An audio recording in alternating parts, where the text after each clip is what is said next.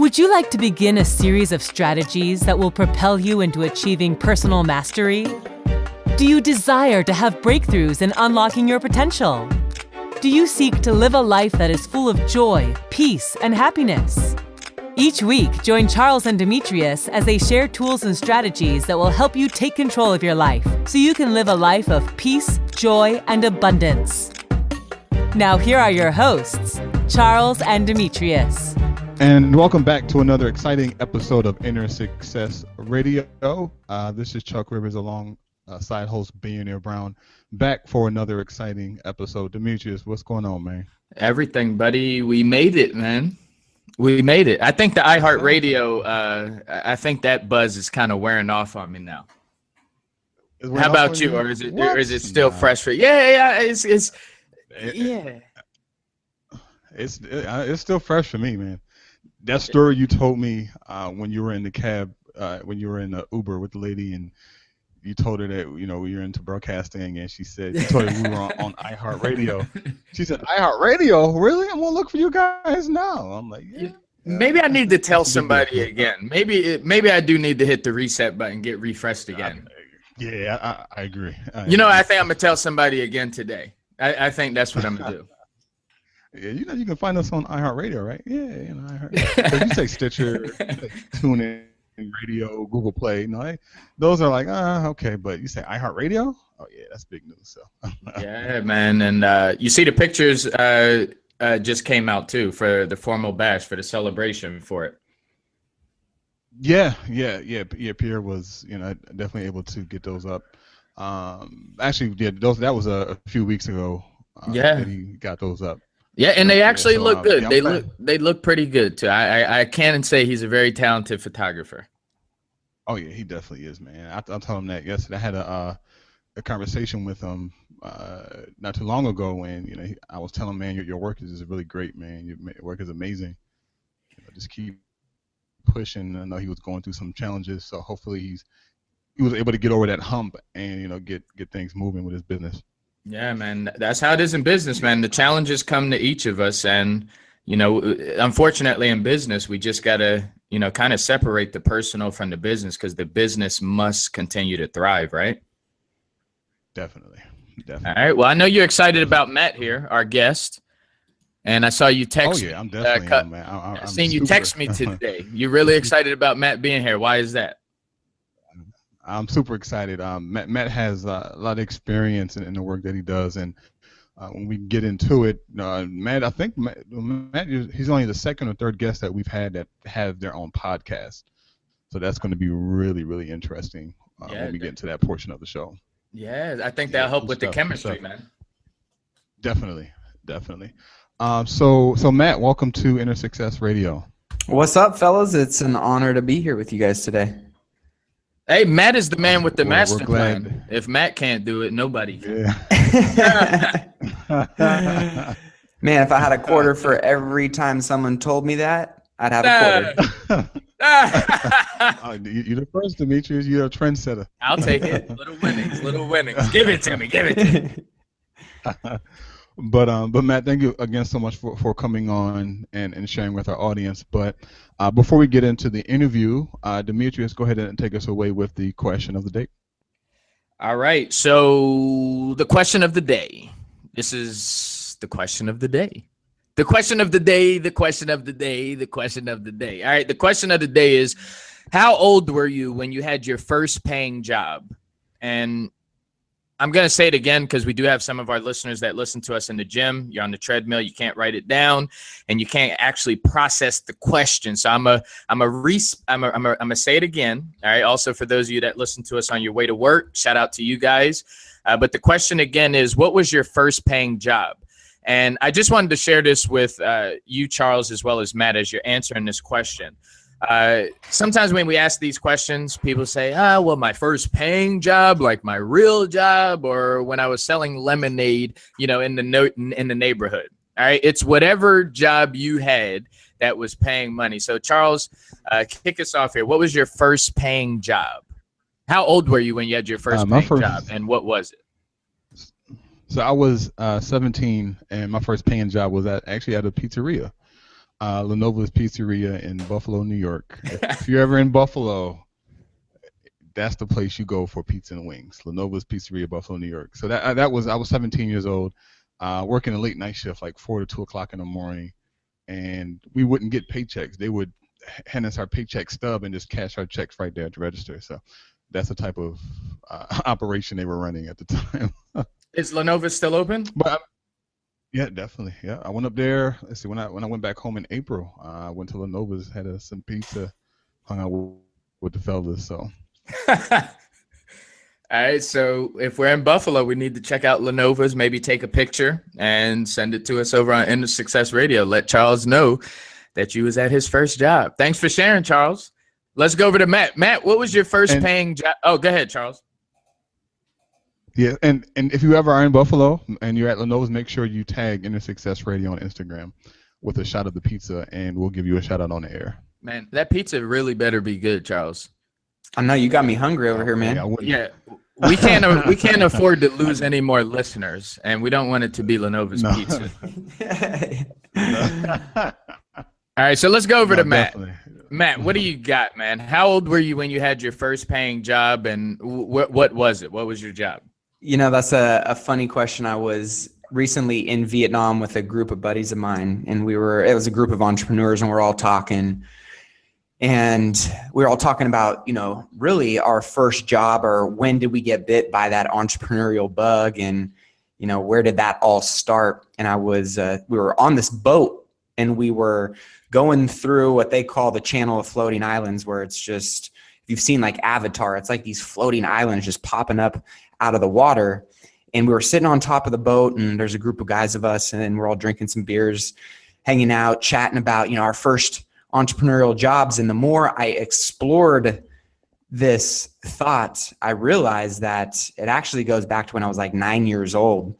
And before I got my first car, in order to pay for my first car, I was, doing landscaping like most people do, hustling around the neighborhood, stuff like that. But when I wanted to buy my first dirt bike when I was younger, I actually started hustling with cans. So I would collect cans out of, my garage. I'd go around the whole neighborhood and ask them if they wanted me to recycle their cans.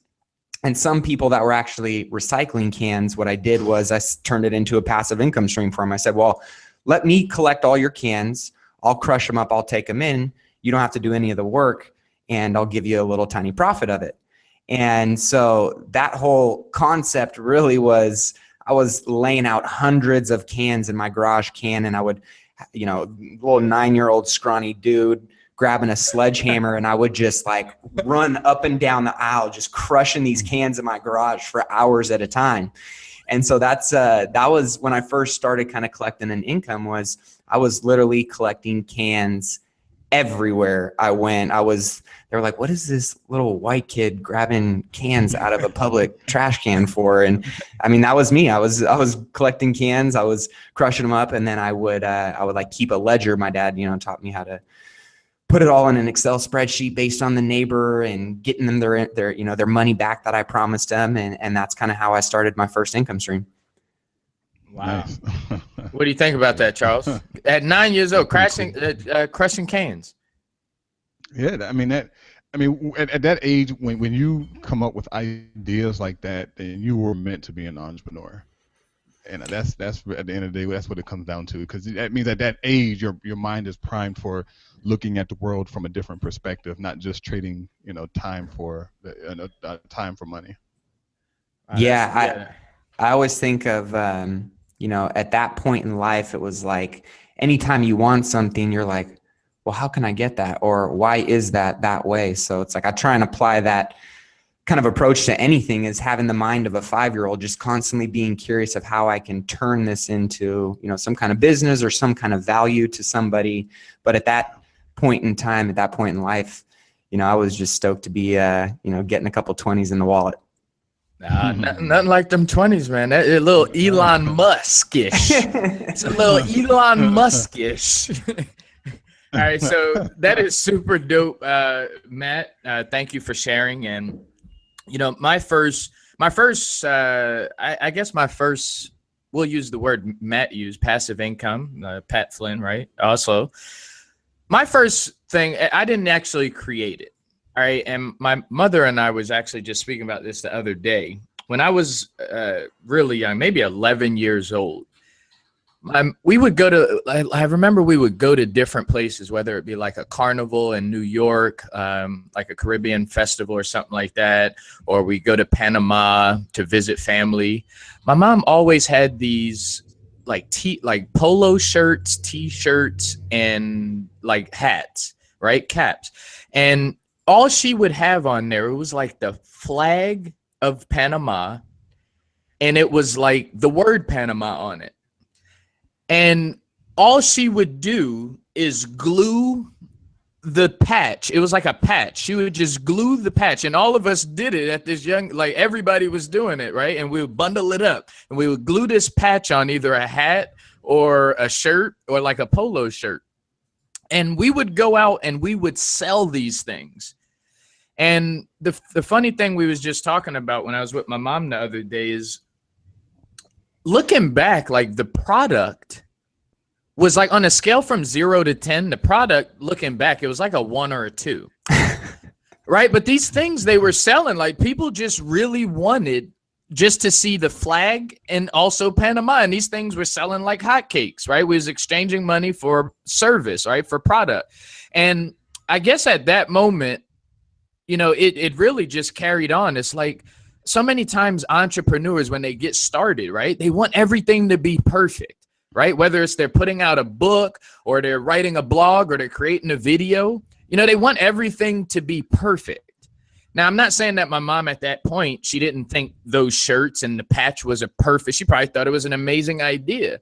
However, just looking back, we can honestly say and laugh about it. Like it was really like on a scale from a 10, it's like a 1 or a 2.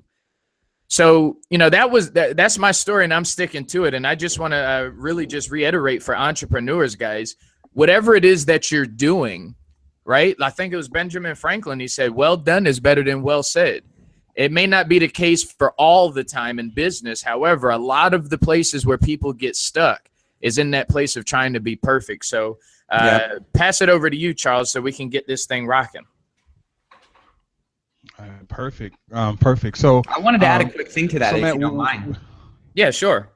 I think that's one thing that's such a great point to touch on, of not choosing, you know, perfection over progress and flipping that. And, you know, if you're creating a course or you're writing a book or you're just getting started on your entrepreneurial journey, you know, I had a good mentor, friend of mine, say to me, he goes, if your first version is your best version, then you released it too late.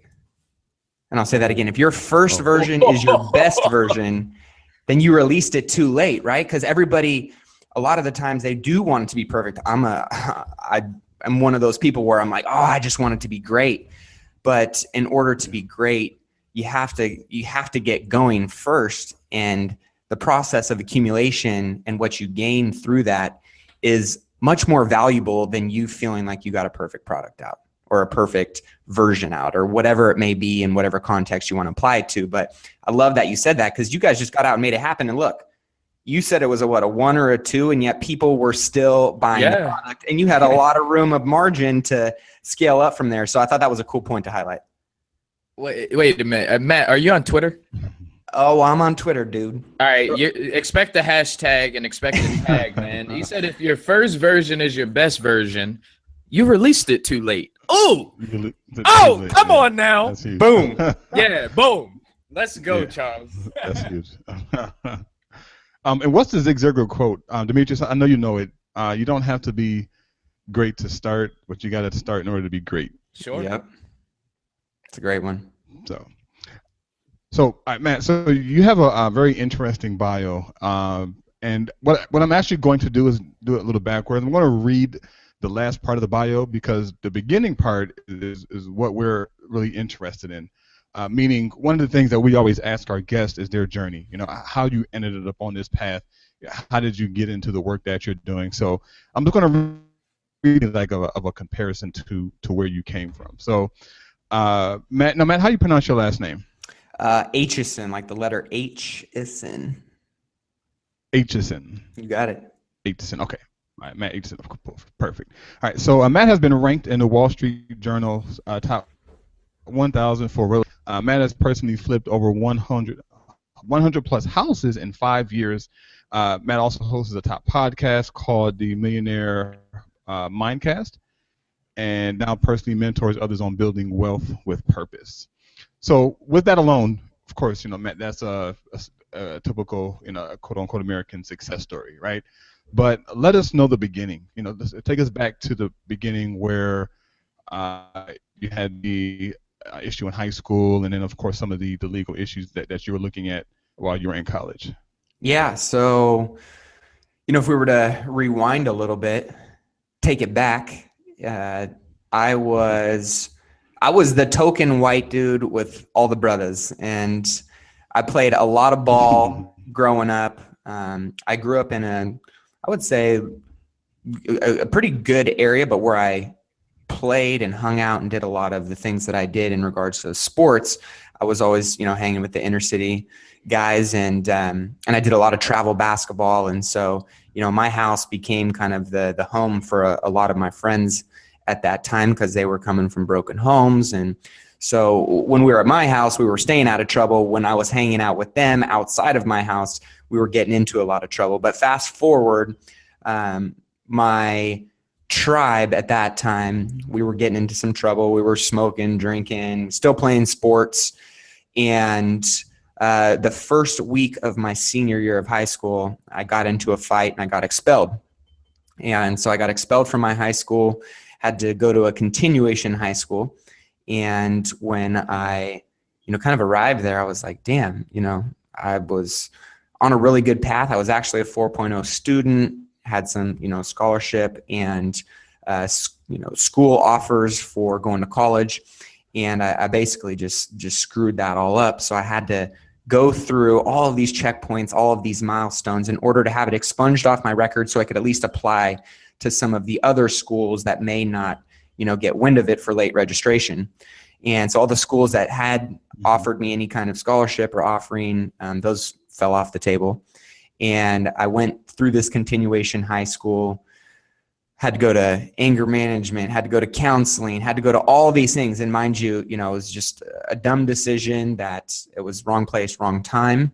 But I had to sit with the results of that decision. And so I got through that, got that expunged off my record, went to UC Santa Barbara, which was the only school that didn't get wind of my expulsion. Everywhere else that I applied had basically denied me because of that. UC Santa Barbara, I got accepted. And my first month at UC Santa Barbara, literally the same exact thing that got me expelled from high school, I did in college, my first week of college. So at that point, I was over the age of 18. And I remember coming out of my blackout, I was heavily intoxicated. And because, people don't party in Santa Barbara, but I was, just setting trends out there. And we ended up, basically, I came out of my blackout and I looked to my left, and there's this like 6'9", big burly white dude in leathers with tats everywhere. And he like looks over at me and like smiles. And mind you, like I'm tore up, like I'm coming out of just a haze. I look up to my right, and there's like 8 or 9 just hardcore gang members, tats on faces. There's a dude like blowing it up on the toilet in the corner. There's like people throwing up in, random corners. And I'm like, where the hell am I? And so long story short, what I came to find out was this was my new environment that I found myself in based on my choices. And so I run up to the door, I start banging on the door, and the guard comes over and he goes, yeah, you get one call, you're being faced with felony charges. So, I started figuring out a little bit more of what had happened. I had gotten in a bad fight, injured the guy pretty badly, and I was facing a significant amount of time in jail.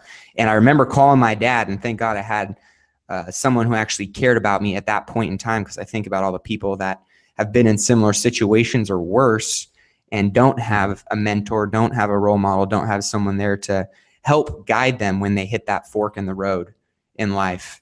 And my dad said, look, everybody makes mistakes.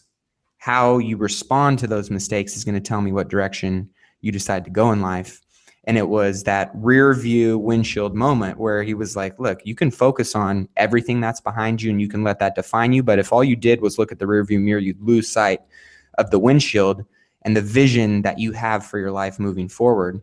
And so, he's just basically said, keep your windshield big and your rear view small and focus on the things that you need to do today in order to make your video match your audio. And what he meant by that was your actions and your result and how your life is playing out is not, it's not how you say you want your life to be. So there's something disconnected there, and you need to figure out what you're going to do in order to get that back on track. And that was my big life-changing moment. And that led me on a completely different course. So was that the first time that someone that gave you that type of advice, or no? Meaning, looking in the rearview mirror can only get you so far, but if you're looking straight ahead, through the forward-looking glass, you'll have a better vision of where you want to go with your life. So, type of advice like that to you? At that point in time, when I had gotten arrested in high school and expelled from high school, it was kind of that same conversation, but I wasn't ready to hear it. I didn't want to hear it. I was selfish. Ego was driving everything I did at that point in my life. And it was one of those things where I was just like, yeah. You know what I mean? Like when you're 17 years old, you think you're invincible.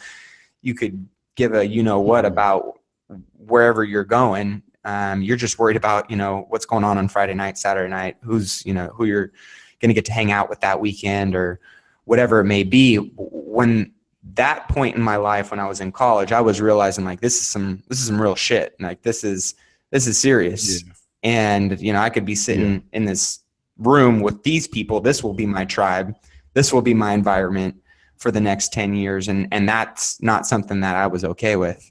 And so it made me take a long, hard look at myself. And instead of always blaming the external, I had to really take a long, hard look internally and figure out what was it that I was doing that got me in this situation. And that led me on a completely new path of self-discovery and personal development became a big focus of what I was doing, editing my peer group, changing my environment. There was a lot of things that it really exposed me to. And if I wanted to live this life of, being successful and unlocking, wealth and happiness and being able to travel and do all this, it was up to me. It was on my shoulders. And so that one conversation was what really changed my paradigm and led me down a different path. All right. And I actually love the part where you was talking about external as well as internal. And I'm curious to know, like, what was the hardest thing that you had to deal with internally when you said you had to look internally and see what was really going on? What was the hardest thing that you had to deal with at that point internally? Really, there was two things, right? One, it was editing my peer group because I didn't want to turn my back on my boys and make people feel like I didn't care about them or love them or honor their relationship. But I chose my future over the stuff that I was currently doing at that point in time. And so it was, the hard part was still honoring those relationships and still letting them know, like, look, I got a lot of love for you, but this is really what I want to do with my life and where I want to go with it. And if you want to roll with me, I got plenty of seats on the bus, but if you choose not to, that's cool too. Know that I still love you, but know that the relationship, the time, the conversations, everything that has been is not what's going to be. Because at that point in time, everything I was doing got me exactly to where I was at. And so in order to be a better version of myself, get different results, do, bigger things in my life, I was going to have to grow. And I'm a big believer. Your life will only grow. Your success, your money, your wealth, whatever it may be, will only grow to the extent that you do. And so that was a tough conversation of really changing the landscape of my peer group and my tribe. And then the other one internally for me personally was just facing myself, like, as crazy and woo woo as it sounds, like actually like showing some self-love to me, like the track on top of track on top of track, all the bullshit that I told myself for years and years and years was just that. It was bullshit. And so I actually had to pull back the curtain on myself and get real with what were my goals and aspirations, and, you know, actually facing the fear of people judging me for following my true passions and showing up the way I really should be showing up instead of what my environment and my society had cultivated me into. And it was the book that I read from Brene Brown called The Gift of Imperfections. And when I read that book, I mean, it was like a super feminine book, and I was like not feeling it whatsoever. And yet when I actually read the words and let them seep in, it was like, I'm not being organic. I'm not being authentic. I'm not being my true self. I'm trying to be and show up as somebody that's not me. It's not Matt. And I'm sure there's a lot of listeners, there's a lot of people that can relate to that, of like, am I really showing up on a daily basis as me? Or am I showing up the way that my boss tells me I need to be? Or am I showing up the way that my wife or my husband makes me feel like I need to be, right? But at the end of the day, that doesn't serve anybody. It doesn't, one, serve you first and foremost, and two, it doesn't serve anybody that you're engaging with or any project that you're working on. And when I got in the space where I was like, I'm just going to be me. Like I have figured out this whole self-love thing, and I love me for me. And if I can show up more like that every day, then that's the organic me. Every conversation, every experience, every relationship, every opportunity, it's going to be 100% organic, because that's what I'm being. I'm reflecting everything in my life.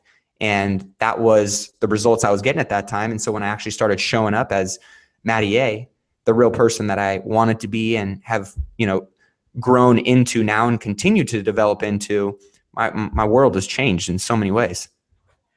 That's awesome. And Les Brown, he put the forward on my Silver Dollar ebook, man. He's saying this, really talking about the same thing you're speaking about here. It sounds like your environment, your atmosphere, not only was that a hard thing that you had to handle internally, but it was, you know, I mean, that's a difficult part, right? And he says, you know, a lot of us, when we're starting whatever we want to do to go to the next level, we always, you know, typically we're asking ourselves, like, what's wrong with me? What's wrong with me? What's wrong with me? And he has this thing where he says, you know, who's wrong with me? Right. And it sounds like that was something that played a major part in your journey as well, which takes me to my next question, man. And I think you just touched on it. You was talking about, you know, like your next project, like, you know, you had to get project driven, right? Started being more productive as opposed to being busy. Right. My question is right now, I'm sure our listeners also want to know, is like, what is the most important project that you're currently working on right now? Yeah. I mean, it's hard not to get caught up in mistaken movement for achievement. I think a lot of entrepreneurs, we all feel busy, right? But are you actually getting the results that you want? So that's something that I'm always trying to stay mindful and intentional about, especially with all the, you know, different things I have going on in my different companies. But the one that I'm most passionate about right now, especially with the podcast really taking off and our community really growing in many ways. And, you know, my mission has really transitioned from, because I come from a real estate background with, you know, a real estate brokerage and investment company and a construction company. I just automated those businesses, put some leaders in there. And then I've been able to drive into this new passion project of mine, which is the Millionaire Mindcast, where I'm able to focus on mindset, money, and motivation to help people increase their income, impact, and influence in whatever it is. But in my particular space, real estate investing. I'm a big believer in real estate investing being one of the safest, most leveraged, and best return on investment of money and time for anybody that's looking to build wealth. And so we're releasing my mastermind group and online community, the Six Figure Flipper, which basically gives anybody that is interested in real estate investing, flipping in particular, a peek inside my real estate investing business and how they can create that in their own lives, whether it's a side hustle, whether it's a full-time job, whether it's, you know, a stay-at-home mom. It's been cool to see a lot of my coaching clients and now people that are in the group excelling at a really high level and how they're able to use that, income to go out and buy other passive income opportunities or just fund the life that they have always dreamed of living. So that's been my main focus. It's what I'm super excited about right now. And we're getting ready to launch that here in early December. All right, fantastic. And I'm actually on your millionairemindcast.com website, man. It looks great. And man, this is really good stuff, man. Charles, what are you thinking over there? I hear you quiet, man.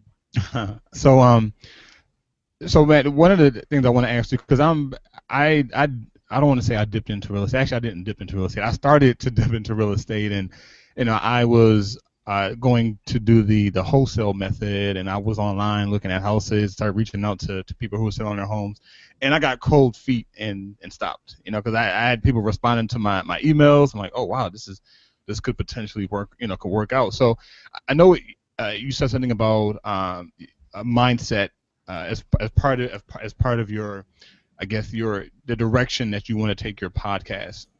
How important is mindset? We had a guest on our TV show, I think a couple of weeks ago, a few weeks back, and we were talking about, actually towards the end of the show, we were talking about self-sabotage on an unconscious level, right? Where we're working on something that's successful, we look and unconsciously we're saying, well, you don't deserve this, and we start to sabotage that success. And I'll give you a perfect example. I had started and this is when I first got into blogging back in 2007, 2008. I had started a website that was focused on leadership, and I had no idea what I was doing, but I was posting articles consistently, doing a little bit of marketing online, and before I know it, I had anywhere between 5,000 to 7,500 monthly visitors to the website. And when I started to see that, I'm like, oh wow, this is, and at that time I had no idea what I was doing. Right, and I'm like, oh well, if I get a little bit of knowledge, learn how to market better, learn how to put up a subscription box on the website, I can start collecting emails, and I could potentially have a successful blog on leadership. But I self-sabotaged that whole operation. So, can you speak to a little bit about self-sabotage? Yeah, I mean, it's an interesting topic. I think ultimately, if we look at the root of self-sabotage, right, it's fear. So a lot of people sabotage themselves because there's some kind of fear showing up in their life.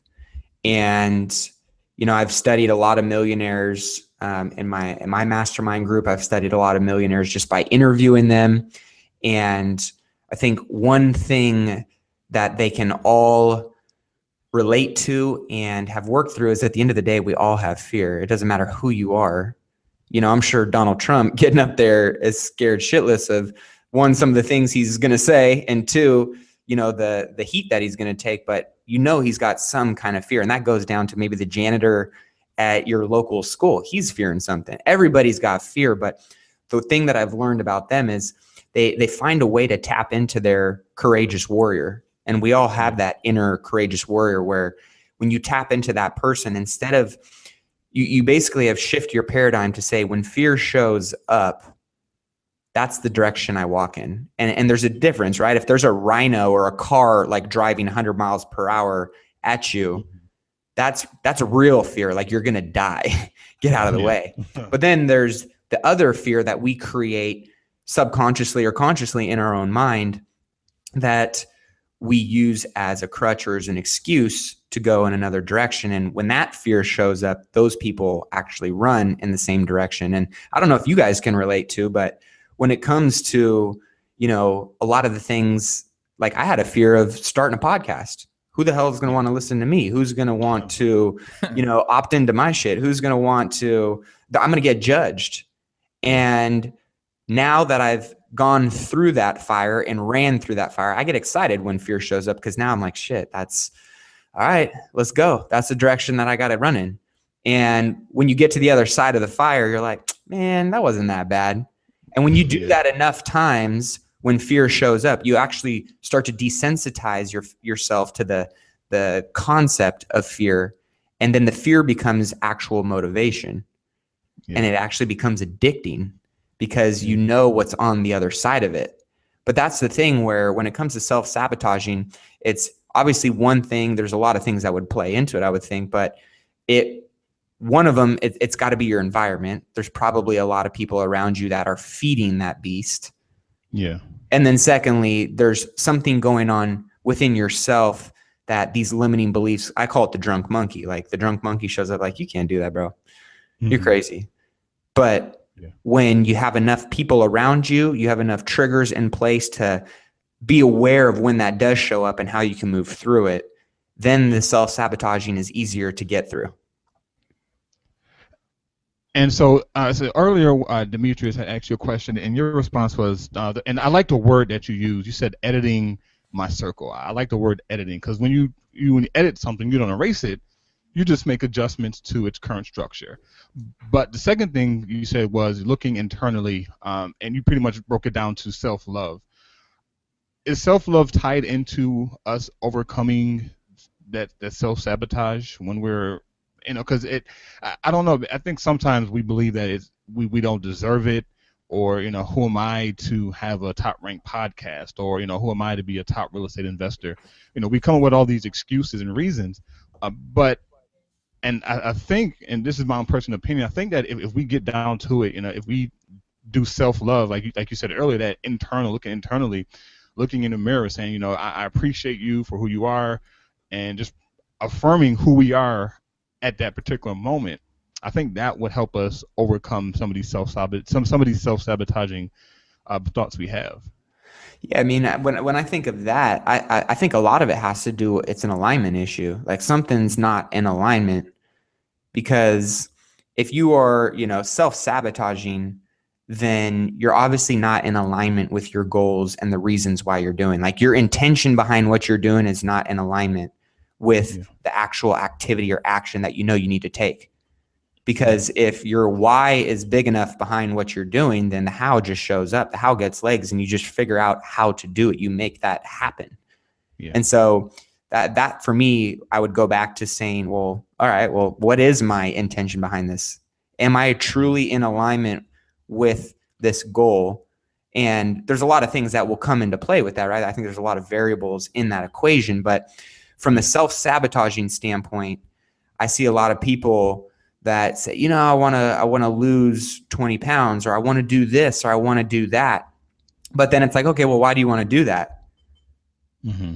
I don't know. I mean, because I'm told I'm supposed to, or, the dude next door to me, he's got a 6-pack and I really want one. But do you really want one? Like, does it really matter that much to you? Because if you're not in alignment and your mission isn't tied in with your why, then you won't do what you have to do. But when you are in alignment, it's like, shit, I know I got to do it. We're going to make it happen no matter what. And today, even though I may not know what I'm exactly supposed to do, what I am going to do is I'm going to take one step forward today. And then I'll take one step forward tomorrow. And then I might, get a little jog in, and then I might start running and sprinting.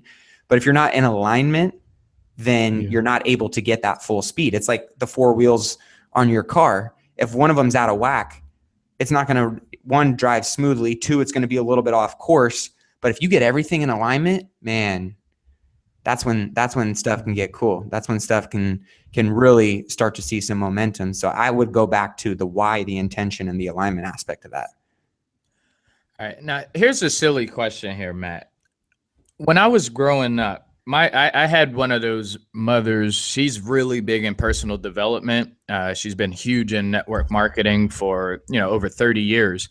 So personal development played a major, major key, right? When you were talking about, your financial outcome will never supersede, who you become as a person. I love that, right? My question is this. When I was growing up, we listened to a little bit of music, but for the most part, she played a lot of personal development audios. And one thing, I didn't really like it, but there was this Les Brown. Les Brown, Matt? Mama's boy, Les Brown. Yeah, maybe. Yeah. We all know he has this laugh, right? He has this crazy laugh. And as a kid, I didn't care about what he was saying. I didn't even know. I was like 8 or 9 years old all the way up, right? But I remember that laugh, and I used to always anticipate and wait for that laugh. So I'm curious to know, you have a lot of programs, a lot of courses, a lot of things that you do. If you had to pick one of your programs or something that your business, your company offers that may interest or may pique the curiosity of a young fella like me. Okay, let's just say 11, 12, 13, 14, 15. What is the one thing that your business offers that a young person would be more inclined to listen to or participate in, as opposed to everything else that's out there similar to what you offer? And so you're saying my business in particular? Yes, sir.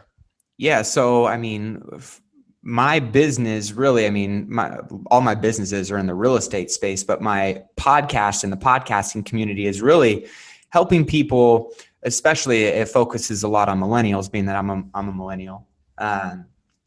It helps people tap into their inner warrior in a way that, and there's so many woo-woo courses of like, it's such a crowded space, and mine isn't here to, the course that I'm doing is really a wealth building course. So mine is here to first and foremost teach you how to be intentional about making money and putting a true meaning behind your money, because a lot of people are scared to actually look at their money. In my mastermind group, we share our tax returns, we share our net worth, we are very transparent with that. And when you actually get transparent and accountable with other people in your world, that's when shit goes to another level. That's when it gets real, and that's when you can actually be and feel naked and figure out how the hell you're going to get your clothes back on and start building and growing in a way that's going to be intentional and serve your goals. So in my wealth building course, that's really what it's all about. It's diving into the foundation and pouring a strong foundation. So when you figure out how to fish, then you know what you need to do and go out and make it happen time and time again. So that's really mine's a very money and wealth based mindset. But it all starts with, finding ways to tap into your inner warrior and know that first and foremost, a lot of people are selling you like this quick help course. I'm the first to say that this is a crock pot mentality. This isn't the microwave mindset. There's the millennials. We are the first generation to pace in front of a microwave. Like we're impatient in front of the quickest thing that can make you possible food. So it's one of those things where you got to be, open to knowing that this is a long-term game. And so that's one of the things that I really focus on in my community is helping people increase their income, their impact, and their influence by first starting inward and then figuring out, based on what the goals are, chunking those down, back-ending into them, and creating a true tangible action plan that you can follow instead of, this pie in the sky. It's we're not at the 30,000 foot view. We're starting there, but then we're diving into the real in the trenches, on the ground type action plans. Okay. And the name of your podcast is Millionaire Mindcast, like podcast, but mindset and podcast put together. Mindcast. Millionaire Mindcast. Okay. All right. Here's another question. I wouldn't just say it's millennials. Wouldn't just say it's young people, but entrepreneurs, period. Right. We're living in an age where they say like 80% of all businesses go out of businesses in their first 18 months. Yep. A lot of entrepreneurs, they may say, well, I need, this money. Like startup is like this big thing. Kickstarter, venture capitalists. Everybody believes right now that they need money to get their business off the ground. What would you say to those our entrepreneurial listeners right now that are concerned about needing money to get whatever business they have off the ground? What would you say to those entrepreneurs? I've bootstrapped all three of my companies that are still up and running 6 years later. So it's not a requirement, first and foremost. But as many people say, especially as it's much more accessible nowadays, is personal development is hands down the foundation of any successful business or any successful leader, which every business is driven, grown, and scaled by a leader. So I think one of my mentors, he's worth a couple $100 million, and just salt of earth, down to the bone, cares about people and is a good dude. But when it comes to business, the dude's cutthroat. But it's not cutthroat because he truly has clarity on what it is that make people successful and why he would invest in them. And he always says a lot of entrepreneurs they need to get off the hopium, right? So he's like, they have this hope, this drug of hopium that they think just because they may have a good idea or because they're working hard or because they're quote unquote now being called an entrepreneur because they're not working for the man, that they're going to go out and be successful. And that's not the case. Like what you just said, right? 18 months, most companies are already failing. And so he was saying in regards to being a successful entrepreneur, there's definitely, I would say, an equation. I've boiled it down to really 3 simple steps, and it's not anything mind-blowing. It's small, smart choices made consistently over an extended period of time. And I think entrepreneurs think, right? It goes back to the millennials, or can go to really any entrepreneur. Success does not happen overnight unless you're the Mark Zuckerberg. And mind you, there was a big iceberg underneath the water before Facebook actually came out and blew up. Unless you're one of those unique tech companies that are really going to explode overnight, success is a 20, 30, 40-year grind. Like, this is a long-term game. So you don't necessarily need all these resources that you think you need. You just need to keep doing what you're doing and do it well, because there's so many different companies out there that are doing a crappy job at it. So even though the space is very convoluted, the space is very crowded, just by being in the game and doing it well and doing it consistently every single day, just like it's building wealth, just like it's building a business, whatever it may be, doing it over time, doing it consistently, and having small, smart choices is a big way that people become successful. And really, you're going to attract people to your mission and what you're doing. And I always think of the reason I'm able to have 3 businesses and rarely step foot in them now is not because of me. It's maybe because of the leader I have slowly grown into, but ultimately it's been because of the talented people I've surrounded myself with. And when I read the book from Kiyosaki, Why A Students Work for C Students, that was a game changer for me, because I'm like, damn, I need to quit trying to do it all. I don't need to go raise all this money. I don't need to go do this. I just need to attract the right people on my bus, the people that are bigger, faster, smarter, stronger than me. And that's how I'm going to, and I need to help them achieve their maximum potential as a leader and unlock their greatest skills and put them in positions to win. And ultimately, it's, the Zig Ziglar quote. So those were the things that, I kind of was able to figure out through a lot of failures. I've had, so many failures. I fail every day, but it's one of those things where just getting out and doing it and not making it the external of, I need money in order to be successful. No. That's the wrong question to be asking. And it's the wrong mindset to be going about building your business on. You yourself need to become a better leader, a better manager, a better business owner, a better talented acquisitions person for attracting the right people into your world. And then the money will just start flowing at you. The opportunity will start flowing at you. But thinking that you need money to go out and be successful is a completely wrong approach in entrepreneurship. Love it.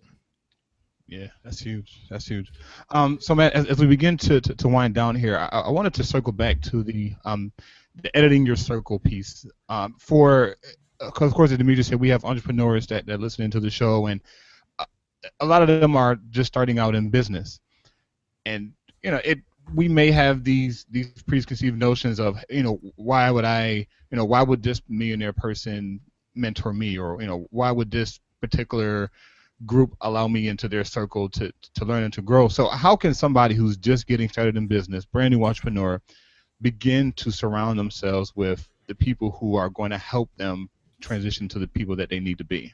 Yeah, that's a great question. I was actually speaking at a conference this last weekend, And that was when I was doing my Q&A at the end, that was one of the things that came up. And it's really not a sexy answer. It goes back to ask. Like literally just ask, reach out to them, and don't make it be the, hey, can I take you out to coffee, or can I do this? It's always come with some item of value. Yeah. Always. Because I get people that ask me all the time, hey, can I take you out to coffee? Hey, can I do this? If they're a very successful person, or if they're, if they have something that you want, most of the time they're going to be busy, and you want to honor that and respect that. So it's like, well, the big shift that I had in my mind is, how can I get in this person's world? And so I think about like, okay, well, what is the most precious commodity on earth? Is it money? What resource could it be? It's time. Like we all only have 24 hours in the day. So how can I give this person back more time? Or how can I add value to their organization? That's a question that I ask all the time. And that's how I landed my, multi-hundred millionaire mentor. It's how I got involved in a millionaire mastermind group. It's how I've been able to surround myself with some pretty awesome people that are way better than me, way smarter than me, way stronger than me. And yet I'm still able to add value to them in some way. I got people in my group that net worth is 30, 40, 50, 60 times what mine is. And yet they still come and ask me questions. So you got to find what is your unique value proposition? What is your unique talent? And how can you make it in alignment with that person's mission or that person's goals? And ultimately, if that can give them back time, now you got some exponential opportunity to build a relationship and build some rapport with that person. And then the second thing I always say in regards to this too is persistence. Like when someone asks me to, and I learned this from all the guys that I've reached out, when someone asks me to mentor them, and nobody just says, hey, can you mentor me? Like that's just not right. That's not what you hear. It's just a natural progression in the relationship that takes time, but it starts out with the idea that you're going to ask, and probably 9 out of 10 people are not going to say yes right away. They're going to say, hey, I'm busy. Reach back out to me on this date. Okay. So most people, that's test number one. Most people may or may not reach back out on that specific date. Then that person may say, hey, do X, Y, and Z, and shoot this over to me, and let me see if I can get you on the calendar. Okay, test number 2. So what I've learned is a lot of successful entrepreneurs and people that have actually ended up mentoring me, they put me through like 8 or 9 tests to see if I was actually persistent enough, being that their time is most precious, for me to actually get a piece of it. Because they don't, successful people, they want to pour into other people that want to be successful more than anything. So if you can show that to them and display that to them, then they are excited to mentor you. And that's kind of how it's played out for me. So I would say persistence is one, and then just being relentless in that pursuit. And 2 would be just trying to find ways of adding value and creating some kind of value proposition for that individual of why I would be worthy to even, spend a little bit of time with. Yeah, and now you've had some very interesting and influential people on your podcast, and one of the people that I'm interested particularly in, because I've read his book, that's Hal Elrod from The Miracle Morning, an amazing book, amazing guy. Yeah. How did you get in touch with Hal and get him on your podcast? So Hal and I are, I'm in a millionaire mastermind group called Go Abundance, and Hal joined the mastermind group about a year after I was in it, and that we met there. And then he threw a conference about 2 years ago, and I went to his conference. And one of the great ways to meet other leaders or other speakers or people at conferences is to volunteer on the leadership team. And so anytime I go to a conference, I go to about 15 or 20 a year. And one of the things that I always do is I commit to at least volunteering 3 times at a new conference throughout the year. And so I met Hal and all of his influencers in his community. And then when I volunteered at the Best Year Ever Blueprint that he throws every single year, I was able to really build a deep connection and friendship with him. We've been on multiple mastermind trips since then. His wife and family are, awesome people, and been able to really build a good connection with them. So that's really how it just kind of took time over the last few years to develop. But just getting the power of proximity is a big thing, right? If you just continue to show up and you're close enough to where you can have a conversation in the hallway here or shoot a text there. He actually just texted me this morning. That's funny that you said that, and asked me to do him a favor. And I was like, yeah, dude, I got you. So, that's, over time, the kind of people that if you can get in their proximity, they're just human beings like all three of us, right? We're all normal people. We put our pants on one leg at a time, but if you can find a way to infiltrate their world and be valuable and be positive and not be an energy vampire, but an energy officer, then people want to be surrounded by those kind of people. Yeah. And that's very interesting. And you develop friendships, and that's, I think that's the biggest piece out of it. You some of these people that we come across, we end up being lifelong friends. I mean, Demetrius, we first met through, we were doing the same network marketing business in 2007 down at Morgan State, and we've been connected ever since. And now we're here talking on this podcast. So, hey, I think it's very important. Staying connected, like you say, proximity, as you mentioned, is also very important. So that's cool stuff, man. Cool stuff. That's awesome. All right. So, Demetrius, you got any closing remarks or any final questions for Matt as we begin to roll out of here? Yeah, sure. I have a question and I have a, just a closing remark. My question is, you touched on a little bit, you called it something different, but I like to call it the compound effect. Whereas, you do something today, you got to do something tomorrow, you got to do something the next day. And if you miss a day or you miss a week or you miss a month, right, that affects the compound effect. Mm-hmm. Could you expound or maybe give us an example of how what the compound effect means to you as far as business is concerned? You also called it the grind as well. Yeah.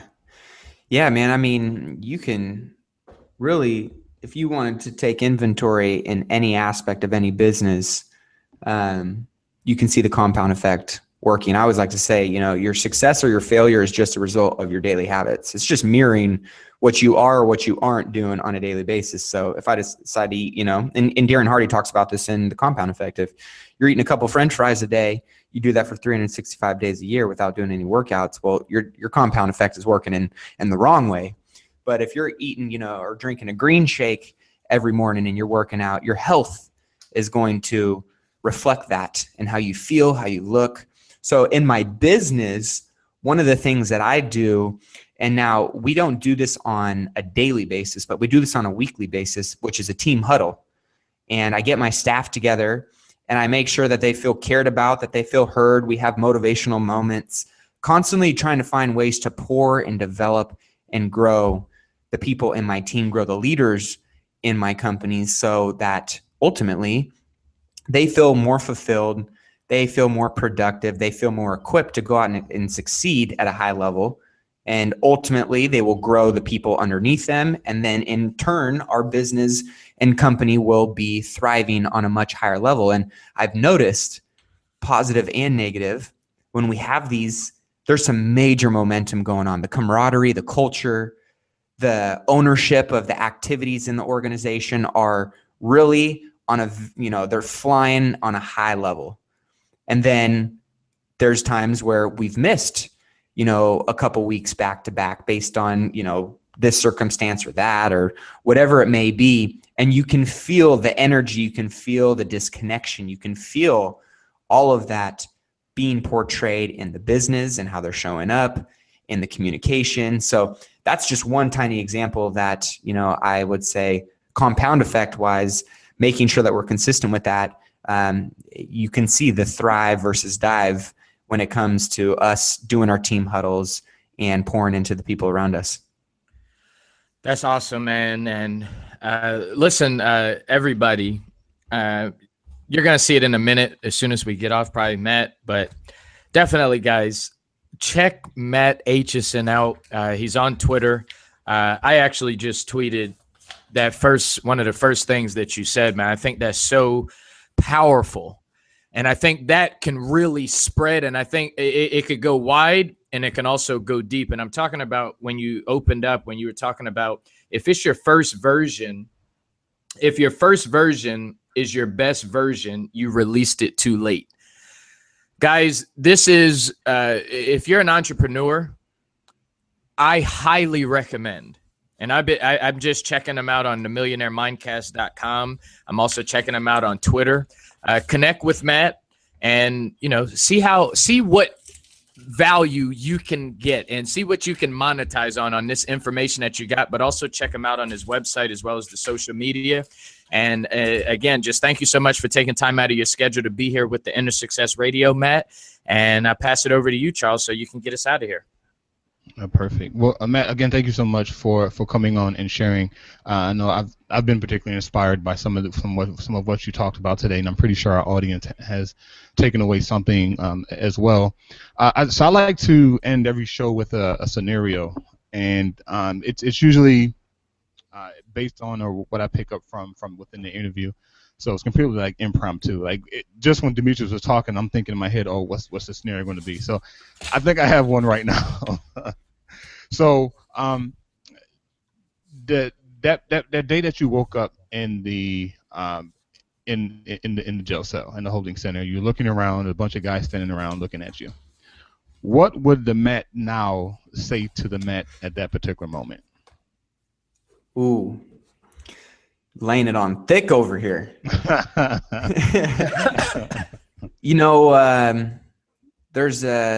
There's a lot of things that come to mind, but I just look at that point in time, that moment in time.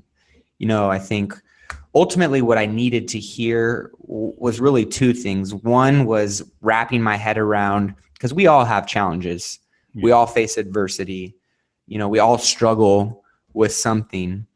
And in that moment in time, I literally thought, like, I'm screwed. Like, there's what happened here and everything behind me is defining what my life is going to look like moving forward.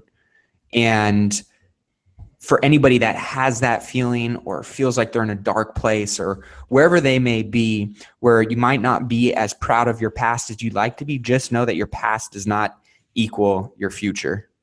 Like, there are so many opportunities, so many things that you can do to turn your life around. You just got to make the choice to actually go out and do it. And then the next thing that I think about at that point in time with where I was at, I'm trying to think, what would I tell myself in that moment, right? Like, don't bend over or something like that. But, greatness is available to all of us. It really is. It's available to all of us if you're willing to do just the common things uncommonly well.